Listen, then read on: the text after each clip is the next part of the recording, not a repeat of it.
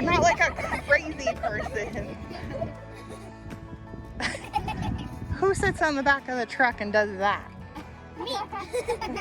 Somebody who's had a lot of sugar, maybe. Yeah, maybe. Look at, he's just gonna stay right there. What superhero are you, buddy? I don't know. He just calls him Bear Man. Bear Man? Oh. Fly Lightning out. I call him that. Not really. I call him Bear Man. Yeah, what's your name on your mask? Fly Lightning? Cool. Can you fly?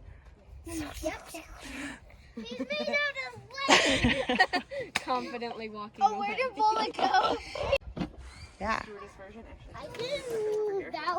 I can balance a flight over on this. You're going to balance over there? You ready? What do you like about traveling?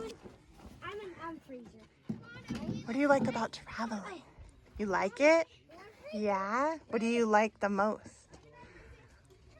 Can you help me get down here? Can't hear you guys. Take your earphones off. There you go. What do you like about camping? Bear, what do you like about camping?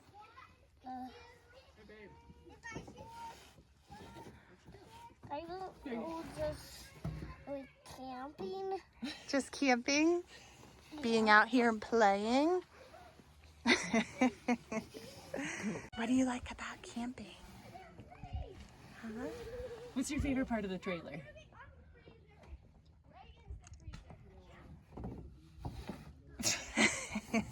Mommy? All right. What do you guys like about traveling? Seeing new things. Yeah. Climbing trees. Ooh, what's the highest tree you've climbed? I forgot. I like being able to create like tree forts and stuff. Oh yeah, that's the best. Excuse me? All right, Coley, what is your favorite thing about traveling? Seeing new people. Ooh, like your friends here. Susha, what is yours? What is your favorite thing about traveling? Me? Yeah? Making friends. Making new friends? Yep. Very cool. What is the coolest thing you've seen so far? I heard of elk. I saw some when we were camping. Can I tell you something what I saw? We saw a moose. A moose? Oh yeah, we saw a moose too. Excuse me, now it's my turn. Go ahead. One time we actually saw the biggest moose, and I've never seen one time I saw a moose in my entire life. Rabbit. I saw 2 rabbits hiding behind a tree in a town somewhere.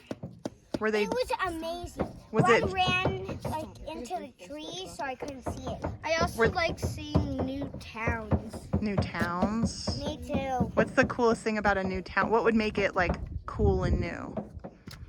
Like the buildings or? Yeah, we saw at the last town we were at on our way here, we saw some cool buildings that looked like Lincoln logs. And there was a whole museum around town. Oh, that's cool. Do I look like One-Eyed Willie? Except One-Eyed Willie didn't have a huge patch like that. And it didn't look like this. I have an eye on my back and I want to cover it. I can't wait to go back. You're 8 now.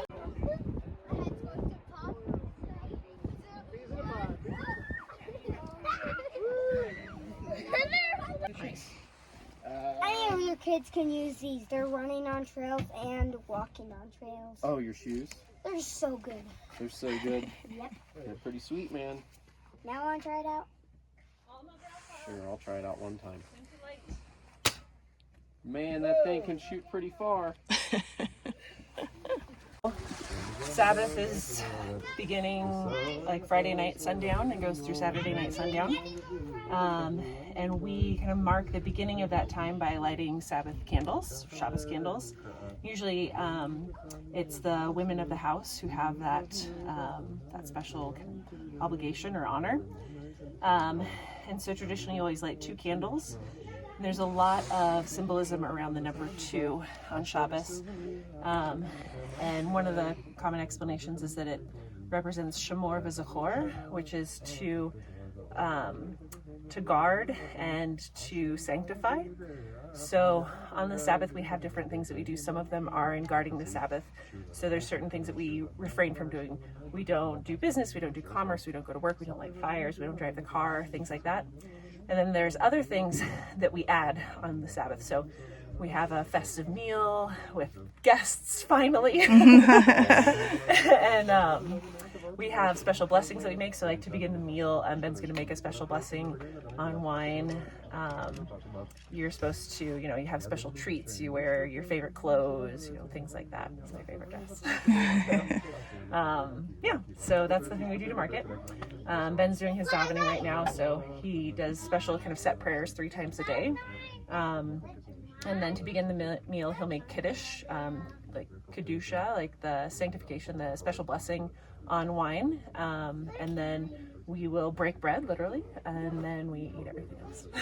So That's cool. Very cool. And the songs. And the songs. And the songs. So yeah, for us it's really, I think when people start being observant, or like if they grew up observant and like maybe you get into a place where you take it for granted, it seems kind of onerous to like have this whole day where you can't do this and you can't go to the store and you can't listen to your music and that. But it's really like, I think that there's a lot of benefit to it, and I think we see that like there's no screens that are on. You don't have that to-do list running in your head like, oh, I should really go pick up propane right now. Like Right. that. It's like, it's not just that you're choosing not to do things, it's like the possibility of dealing with your to-do list is like kind of taken away, and you get a special level of relaxation from that. I think there's also kind of that rhythm of time that you feel when you have that in your week. It really is nice. And the kids just like it because they get candy. Right, Ben? Where's your keeper? Yeah? Did you run so fast that your keeper flew off? Yeah, one day. One day? Yeah. This guy runs super fast. He's telling me he flies too. Mine in the middle of this one running, I run faster than him. You got your fast blue shoes? Honestly, I mean, what you're doing, I mean, I think everybody needs Yeah. that stop, slow down, like you said, turn it off, Yeah. just enjoy each other. Yeah. I remember when I was in college, there was like a movement to like have like turn off all the electricity in the house like for like a couple hours, like on Tuesdays or something, like just play board games with your family. I mean, I feel like Mommy, watch this. Mommy, watch this. Yeah, bud. Whoa. Running's allowed. I feel personally that as humans, we've grown up too fast. Yeah. Like, no one's actually sat down, there was a time period there where everybody let things take its, toll, and, you get to absorb it, and, the different technologies and stuff, but now everything's so rapid and so quick, and in 1 year, something's better. Yeah. That no one's actually been able to enjoy anything. Right. They don't even, what just happened? Oh, well, we're on to the next thing now. Yeah. It's, and it's in our culture and in society alone and just human beings, like, we're going to be in big trouble if everyone just keeps feeling that they got to go on to the next best thing, because everyone feels like they're not happy with nothing. Yeah. Because they need that instant gratification of getting to the next thing. What are we going to do now? Let's faster. Yeah. And they never took a minute to just absorb and say, well, hey, this is pretty cool. We could probably do this for 10 years. Yeah. It's not like that anymore. Yeah. And I don't know. I feel like that shift happened probably, I guess, early 2000s internet. Yeah. Once that stuff took off, It's just everything moved at a crazy rapid pace. Yeah. And some stuff good in some aspects, I guess, but everyday people's lives, the phone and all the stuff, Yeah. it's way too quick, way too fast, way too advanced now before you even had a chance to understand it. Yeah.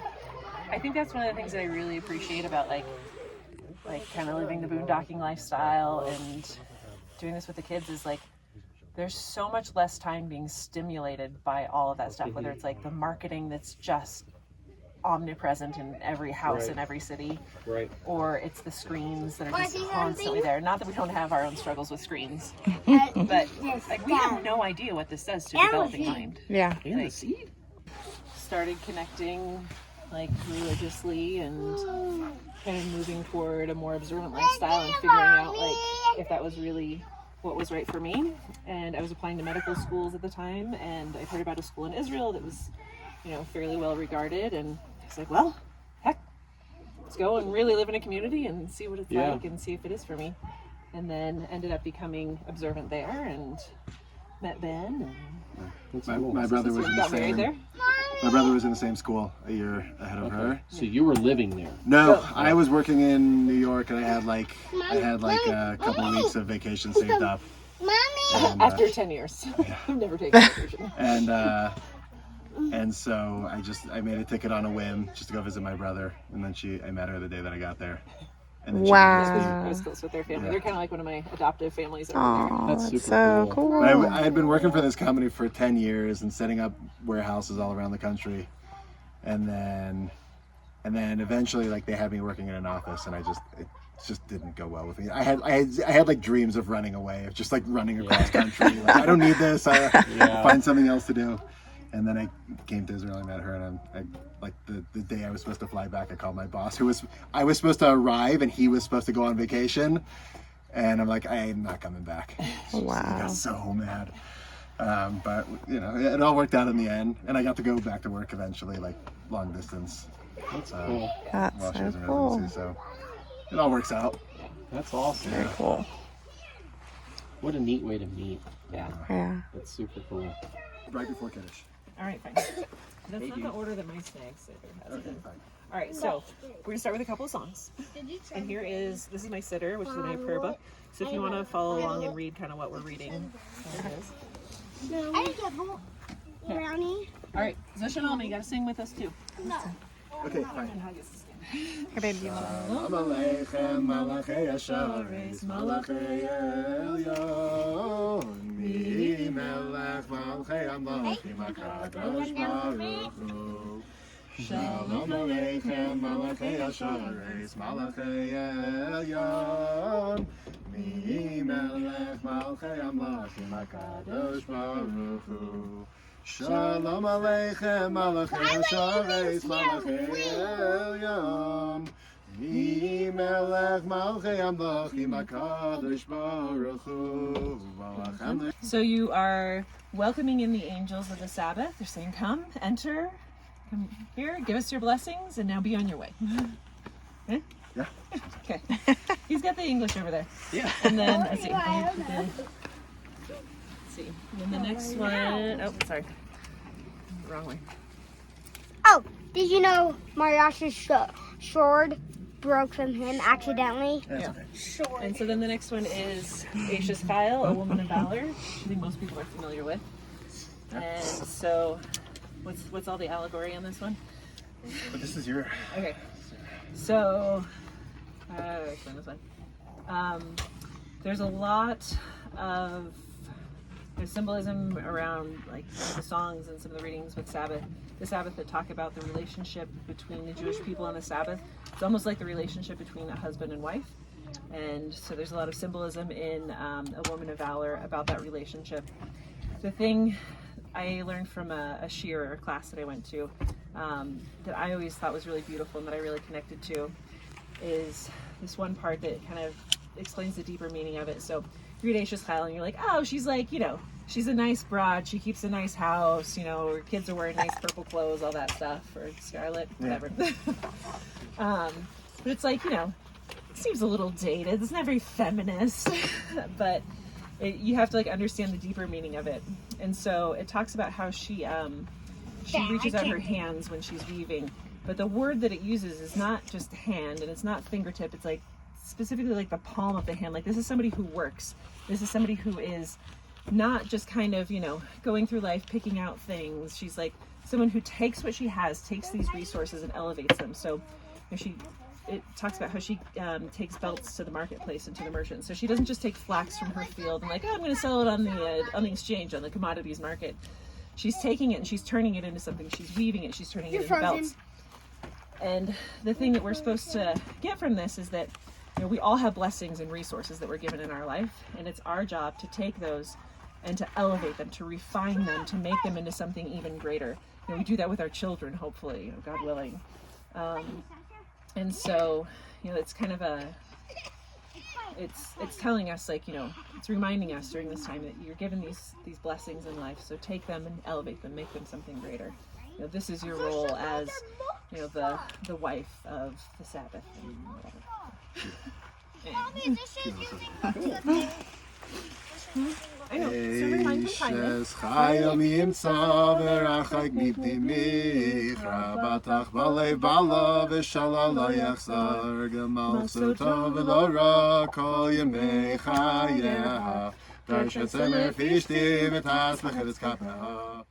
יום השישי ויחולו השמיים והארץ וכל צבאם ויחל אלוהים ביום השביעי מלאכתו אשר עשה וישבוז ביום השביעי מכל מלאכתו אשר עשה ויברך אלוהים את יום השביעי ויקדש עשו כי בו שבס מכל מלאכתו אשר ברא אלוהים לעשות. סברים רענן.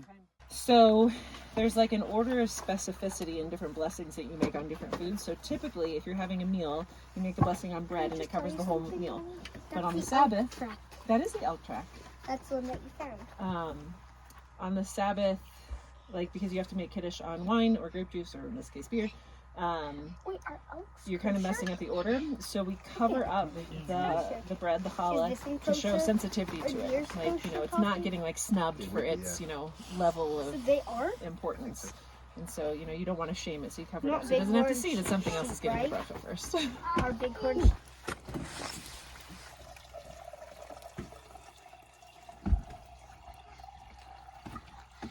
All right, so this is the Kohanic blessing. So that one is, and this is like this is kind of my favorite part. So the father gives a blessing to each of his children, and this is the blessing that the Kohanim, the priests in the Beis Hamikdash, the temple, would give to like the whole congregation. So that's that one. Okay, so before we eat bread, we do a special washing of the hands. So you wash with a vessel and you pour water over each hand 3 times. And it's because the blessing on bread has kind of this special level of sanctity. And so before you make that blessing on the bread, you want to have kind of this level of purity. So everything that's spiritual has a physical component, and everything that's physical has a spiritual component. And so we do a physical washing in order to kind of purify ourselves spiritually. Say like, well, why is bread like so elevated? Like, why is this such an important thing? Why not like, this really good bourbon that I got, or why not a steak? And the reason is because bread is the staff of life. Bread is the thing that allows us to live, to have children, to learn, to do everything. It's not, those really fancy things that are important. It's having your basic sustenance that's important. In Perkei Avos, which is the ethics of our fathers, it says, Ein lechem, ein Torah. If there's no bread, there's no Torah. Ein lechem, ein shalom. There's no bread, there's no peace. When people don't have enough to eat, when they can't feed their children, that's when we have wars and strife. And so that's why bread has this special elevated things, because it's our basic sustenance food. So, okay. So everybody wash your hands. Zusha? I just did. You did? Okay. Zusha? What are we doing? Did you wash? Sing? I'm saying, okay. All right.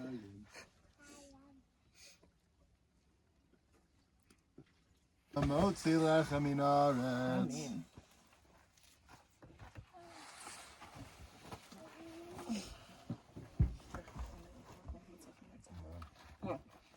Everybody eat a piece of bread. No, okay. Now the lesson's over, we get to eat. Look at my gun. Thank you guys for sharing this with us. Yeah, thank you. Look at, I just shoot. You can come and take. Oh, it's okay? Yeah, no. So Yeah. I dipped all the first pieces in salt because in the temple they would every sacrifice would have a little bit of salt in it. Salt Can you hand me one? extracts the flavor of everything, So and it also adds an element of earth He into makes the best bread ever. Flat bread is the best. into the service. This is the only bread we eat. If anybody's cold,